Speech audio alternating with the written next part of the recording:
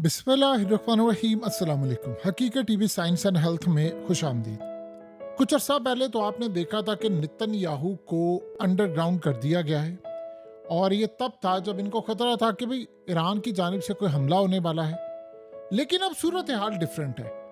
अब देखिए जरा, लोग नेतन्याहू के प्राइम मिनिस्टर ऑफिस के यानी उसके घर के बाहर खड़े हैं और वहां पर नारेबाजी हो रही है कि निकालो इस कातिल को बाहर, हम इसको हुकूमत में नहीं रहने देंगे। यानी आप अंदाजा करें कि पहली दफा ऐसी सूरत हाल पैदा हो गई है। अब तक जब भी अवाम आती थी इस्तीफे लेने के लिए आ रही है, अवाम आ रही है कि जी निकलो, अब वो कह रहे हैं कि नेतन्याहू को बाहर निकालो, इसकी गवर्नमेंट गिरा कर ही जाएंगे। और इतना उनके सर पर खून सवार है कि नेतन्याहू को इस वक्त प्राइम मिनिस्टर हाउस से मुंतकिल कर दिया गया है।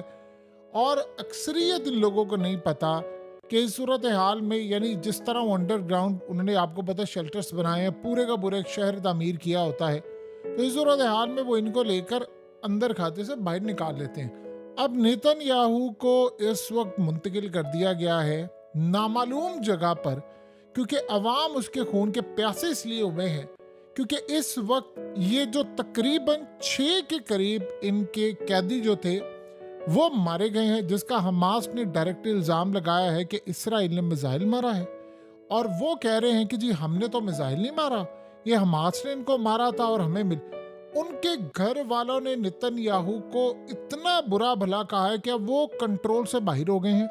वो कह रहे हैं कि आप अंदाजा कर ले कि जो एम्बेसडर्स हैं अमेरिका से लेकर हर जगह, वो कह रहे हैं कि हमने बहुत बड़ी मिस्टेक कर दी है, क्योंकि इस वक्त सिर्फ एक डील बाकी होना थी। यानी हम एक अगर शर्त मान लेते हमास की, तो वो शर्त के साथ ही सारी की सारी सूरत हाल क्लियर हो जाती। और वो शर्त ये थी कि किसी वजह से नेतन्याहू ये मान लेता कि ठीक है जी ये जंगबंदी पूरी होगी और सारा मामला हो जाएगा। इस वक्त सड़कों को आग लगा दी है वहां पर अवाम ने, वहां पर हाईवेज ब्लॉक कर दिए हैं। अवाम भरपूर तादाद में निकली है और कह रही है कि नेतन्याहू की गवर्नमेंट गिरा कर ही जाना है, अदरवाइज अब हमने घर नहीं जाना। ये सूरत हाल इस वक्त पैदा हो गई है इसराइल के अंदर, और वहां पर इतना गुस्सा है जो आप अंदाजा करें कि बहुत सारे तो प्राइम मिनिस्टर हाउस के अंदर घुसने की कोशिश करें कि जैसे उसे गिरेबान से पकड़कर हम बाहर निकालेंगे और उसको छोड़ेंगे नहीं। आप इमेजिन कर लें कि इस सारी सूरत हाल में पूरे का पूरा मीडिया, सारे का सारा मीडिया जितना भी है वो इसराइल का, वो नेतन्याहू को ब्लेम कर रहा है कि तुम्हारी वजह से। हमास के लोग कह रहे हैं कि भाई इन्होंने वहां पर मिसाइल मारकर अपने बंदे मारे ताकि ये जान छुड़ाना चाहते हैं, नेतन्याहू के गले की हड्डी बनी है। अब आप जरा अंदाजा कर लें कि ये जो लोग मारे गए हैं उनके घर वाले नेतन्याहू को नहीं छोड़ना चाहते। वो कहता है कि हमें मिल जाए, हमने तो उसको गिरेबान से पकड़ना, इसको घसीटना है। अवाम का समंदर इस वक्त निकला हुआ है, उन्होंने आग लगा दी है। वो कह रहे हैं कि हमने किसी सूरत नहीं छोड़ना। और आप अंदाजा करें कि इंटरनेशनल सतह के ऊपर मामला इतने खराब हो चुके हैं कि जिसकी इंतहा नहीं है। और नेतन्याहू इस सारी सूरत हाल में कहता है कि मैंने आपको कहा था ना कि मुझे इससे लड़ाई करने दे, फलाना कर दे, अब आप सारे यानी इस वक्त की हालत ये हो चुकी है कि इसराइल में पूरी जगह हड़तालों का सिलसिला शुरू होने वाला है, स्ट्राइक होने के लिए जा रही है। और वो कह रहे हैं कि किसी सूरत हमने नहीं छोड़ना। यानी आप सोचें कि मुसाद के हेडक्वार्टर के बाहर हो, शिन बैत के हेडक्वार्टर के बाहर हो, फौज के हेडक्वार्टर के बाहर हो, नेतन्याहू ये प्राइम मिनिस्टर, हर जगह घरों के बाहर लोग पहुंच चुके हैं और लोगों का गुस्सा है कि थमने का नाम नहीं ले रहा। अब आप ये सोचें कि इजराइल में पूरी जगह यूनिवर्सिटीज बंद होने जा रही है, मार्केट्स क्लोज होने जा रही हैं, और वो सारे का सारा मुल्क इस वक्त स्ट्राइक पर जा रहा है। अब आप ये सोचें कि सबसे बड़ी बात यह है कि नेतन्याहू के बारे में खबरें आ रही है, वो कहता है जी आर्मी चीफ ब्लेम कर रहा है, उसको पकड़े आप जाकर, ये मेरा काम था। 1 साल हो गया है इनको ये जाकर अभी तक इजराइलियों को काबू नहीं कर सके, हमला हवा वो रोक नहीं सके, तो मैं जिम्मेदार कैसे हूँ? जबकि वहां पर सूरत हाल हो रही है कि भाई तो जंग बंद कर। अब आप ये सोचें कि तारीख में कभी भी ऐसा नहीं हुआ, कभी ऐसा नहीं हुआ कि, यानी आप सोचें कि नेतन्याहू के खिलाफ उसको गिरेबान चाक करने के लिए लोग पहुंचे। और वो क्या, उनको क्या कह रहा है? वो कहता है तुम तो हमास के सारे मौकफ को आगे लेकर चल रहे हो, तुम तो उनके साथ ही बने हुए हो, तुम तो वही काम करो जो वो चाहते हैं। नेतन्याहू ने आगे से जाकर कहा है जी मैंने क्या किया, आप जाकर, वो हमास की जिम्मेदारी है, उन्होंने नहीं डील हमारे साथ की, हमने तो उनको कहा था। यानी वो ये कह रहा है कि हमास ने जो शर्त रखी है कि परमानेंट जंगबंदी कर लो, मैं नहीं समझता कि वो चीज़ होनी चाहिए थी।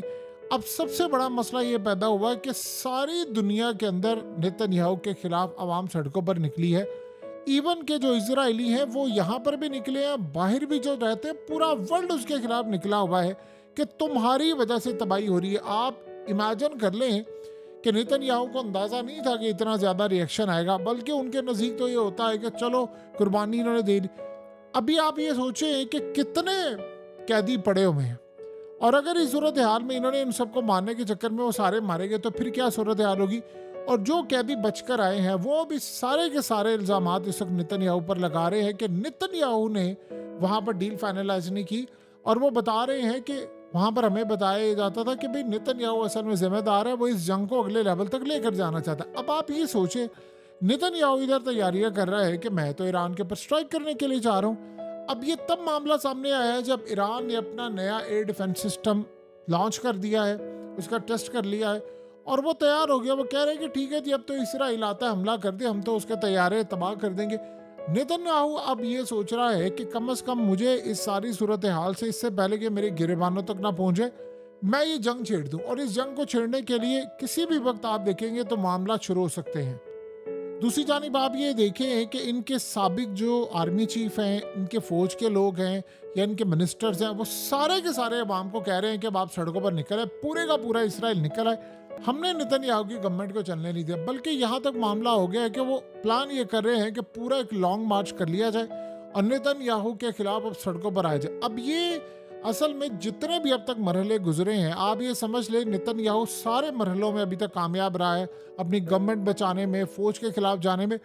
लेकिन ये जो मरहला है ये सबसे खतरनाक है। अब नेतन्याहू क्या समझ रहा है, वो ये कह रहा है कि इस्टेब्लिशमेंट जो यहाँ की है या जो फौज है वो असल में इन तमाम चीज़ों के पीछे है। वो इनको पूरी तरह बाहर निकालना चाह रही हैं, वही इनको पीछे बैठकर मैनेज करें और वही हमले करवाने के लिए पूरे का पूरा खेल रचा रहे हैं। अब ये वहाँ पर सूरत हाल है और वो ये समझ रहा है कि सारे का सारा जो खेल डिज़ाइन है वो अवाम को निकालने के पीछे इन एजेंसियों का हाथ है और वो ये सारा काम कर रहे हैं। देखिए, सारी सूरत हाल में लेट से इसराइल के अंदर पूरी तरह अवाम सड़कों पर निकल आई। आपको पता ऑलरेडी वो मुल्क छोड़कर जा रहे हैं और ये स्ट्राइक अगर बढ़ गई तो फिर ये बात ज़हन में रखिएगा, फिर ना तो नेतन्याहू बचेगा, ना आर्मी चीफ उनका बचेगा, ना कोई और बचेगा। और यहाँ पर आप अंदाज़ा कर लें कि अभी सूरत हाल ये है, ये तो प्लान करके बैठे हुए हैं कि हमने तो जी ये हमला कर देना है ईरान के ऊपर, हम तो हमला करेंगे लेबनान के ऊपर, और हमला करने के बाद हमने पूरी तरह जंग छेड़ देनी है। तो बताएं फिर सूरत हाल क्या होगी।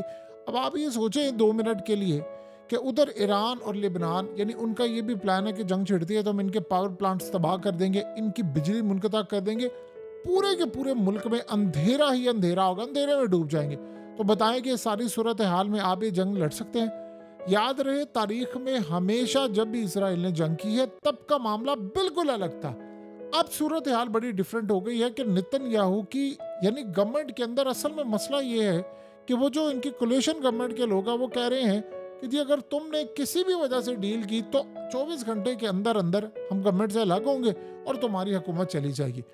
अब कहानी का रुख इस तरफ चला गया है कि इस वक्त या तो नेतन्याहू रहेगा या फिर अवाम यानी समझ लें कि दूसरी सूरत हाल करेगी, यानी कोई दूसरा रास्ता होता हुआ नजर नहीं आ पा रहा।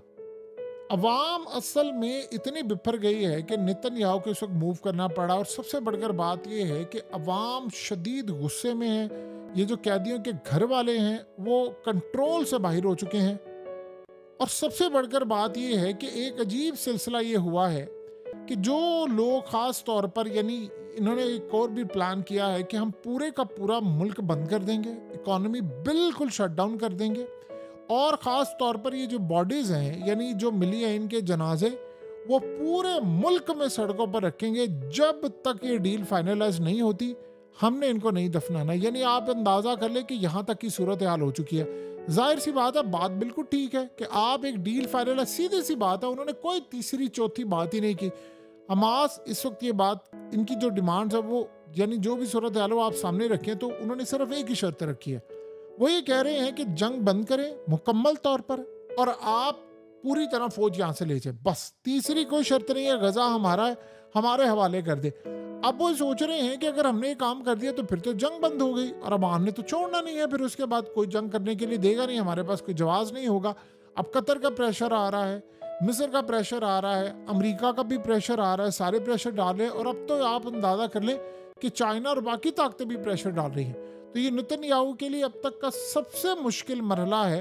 देखिए अभी तक उसने अपनी फौज के खिलाफ जितना काम करना था किया, उनके फौजी मरे, इकोनॉमी उनकी तबाही, वो सब कुछ करने में कामयाब हुआ, अपनी कुर्सी भी बचाने में कामयाब हुआ। लेकिन यहाँ पर आकर कितनी सूरत हाल में कामयाब हो सकता है, ऐसा लग रहा है कि इस दफ़ा हालात बड़े मुश्किल है उसके लिए। अवाम बिपर गई तो वज़ीर आज़म हाउस में दाखिल हो गई तो फिर ये बच नहीं पाएंगे, फिर आप ये समझ रहे कि खेल उल्टा हो जाएगा और गेम इज़ ओवर हो जाएगा।